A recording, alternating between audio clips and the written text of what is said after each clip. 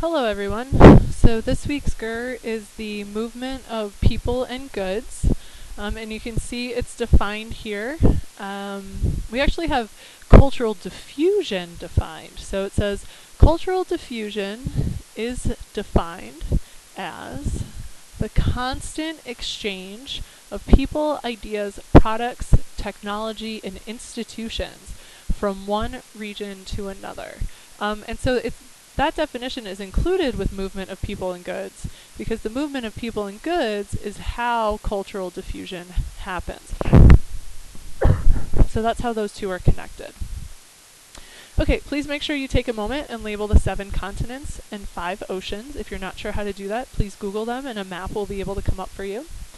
And then we're going to draw some arrows. So it talks about, first, the Bantu migrations. So the Bantu migrations moved the technology of iron smelting. That's something you want to keep in mind.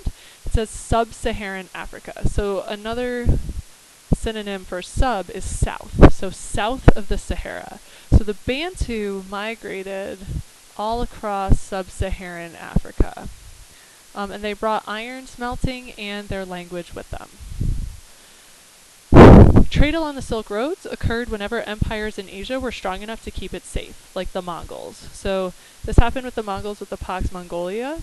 It also happened under the Han Dynasty and the Tang Dynasty. And the Silk Roads travel right along here. And they sort of split around a couple of things, including the Himalayas and the Taklamakan Desert. Third, we have Eastern Orthodox Christianity was spread to Russia from the Byzantine Empire, as were domes and the Cyrillic alphabet. So the Slavic and Russian people actually didn't have a system of writing. They had a language, they could speak to each other. They didn't have a system of writing until they interacted with the Byzantines. So the Byzantine Empire was here, and Russia is here. And so that exchange happened using the rivers in the Black Sea. That cultural diffusion, and so people and goods moved that way. And then finally the Crusades sparked an increase in exchange between Europe and Asia. Again, in the Eastern Mediterranean, the Crusades were over Jerusalem, which is here, and the Crusades were a series of holy wars over that piece of land, over who was going to control it, the Christian Europeans or the Muslims from the Middle East. And the Europeans, who were over here, through the Crusades, learned about all sorts of goods that were over here, and so they wanted to trade with, they started to increase the amount of trade that they were doing to try to get access to what was being exchanged on the Indian Ocean.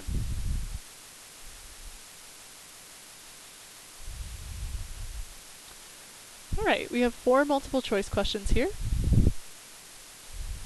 First, Alexander the Great's conquests of Greece, Asia Minor, Egypt, and Persia led to the. So normally we would add here, I like to use the acronym EPIG. Thank you, Miss Mann, for this one. So Alexander the Great conquered Egypt, Persia, into the Indus River Valley in India, and of course Greece. And so we're looking for the cultures that resulted from the combination of those. And that is going to be Hellenistic culture. Alright, number 2, the adoption of the Eastern Orthodox religion and the Cyrillic alphabet by the Russian people occurred as a result of. So we've talked about this. This is connected to their interaction with the Byzantine Empire and their ability to trade over the Black Sea. Number 3, a valid generalization about early Japanese culture. And so this is a big phrase. You can sort of replace it with which is true. So which of these things is accurate about early Japanese culture? Okay, so had a strong influence on the development of culture in Korea, spread Shinto throughout Asia, maintained a uniquely individual culture, or imported almost all of its ideas from China. So what's interesting here is that, so you've got China, if I can draw a little map here, and Korea, and then Japan is an archipelago that sits over here. And so because it was an island, if it didn't want to trade with anyone, it didn't have to. And if they did want to, then they could trade through Korea to get to Japan. Now in the United States, a lot of people make stereotypical generalizations about East Asia and say that China, Korea, and Japan are all exactly the same, but they're not at all. They have very distinct cultures, and Japan in particular was able to keep theirs unique because of their island status. So even though they did borrow a lot from China and Korea, they do have a unique culture. And then finally, which situation was a result of the Pax Mongolia? So we know that this is the Mongol Golden Age, when there was a lot of trade along the Silk Roads. And so what you're looking for is something that has to do with the Silk Roads, so Eurasia, and something that could result from a lot of trade. And that looks a lot like number 1 to me. All right, we're going to move on to the document.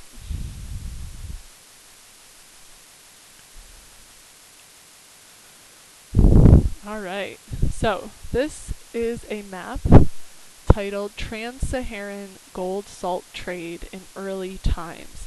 So trans-Saharan means that trade is going to cross the Sahara Desert. And if you can't immediately recognize it, this is a map of North Africa, and everything in here, this is the Sahara Desert in here. So this is a map of trade that was crossing the Sahara. And before I even read what's down here in the text, I'm having a connection to the camel. And that outside information, it's triggering that for me. So this is something that you can put down in your outside info chart, that this trade would have occurred because of the use of the camel that was able to cross the Sahara. Okay, now when I look at the actual text, it says, all this trade led to the founding of cities. Most of these cities were especially concerned with the trade across the Sahara. They began as small trading settlements, but grew bigger as more traders came and went. So we see here that cities grew because of trade. And they became centers for craftsmen who worked in leather, wood, ivory, and metals. City governments became necessary. This should make sense to you. As more and more people come into an area, you need more and more rules to make sure that everyone's benefiting and no one's getting hurt. So city governments became necessary, as well as men trained to be put in charge of keeping accounts, of maintaining law and order, and of ensuring the safety of citizens. So these are all things that a government does. So they started to develop more organized governments for these larger cities. And it says, then the rulers of these cities began to extend their power to ever wider regions of neighboring countryside. Gradually the cities grew into states, and the states into empires. And so those governments started to get larger and larger and larger. Okay, so the question is, based on this document, what was only one result, not more than one, what was one result of the gold salt trade in West Africa? Well, so we have the map here that tells us there was a lot of trade, but that's not a result of trade. Okay, so we want to look down here for our results. And I underlined a whole bunch of things, and we chatted about how because of that increase in trade, cities started to grow, and then government had to develop in order to regulate that trade. We also have in here that there were lots of different jobs, so people started to be trained or educated to do different jobs there, and then they had the wealth and the power to turn those cities into empires. So those are all effects. Now, if you scroll down to where your outside info is, your outside info chart, I'm not going to do that. I'm going to try to annotate some things here. But we saw already that the camel could count as a piece of outside info, and any other trade routes. So, outside info, if you can name other trade routes, that would be great. You could also, there was a very, Islam spread to West Africa along these trade routes. You could also name some of the kingdoms that got rich from this. We talked about Ghana, Mali, and Songhai. Those are all good pieces of outside info. And finally, in terms of your connections, let me scroll down so I can kind of do that format for you. For your connections, so this source is about what, tell us. And we are learning about whatever you're learning about in class. So another trade route, the spread of religion, growth of cities, anything, the effects of trade that can all connect.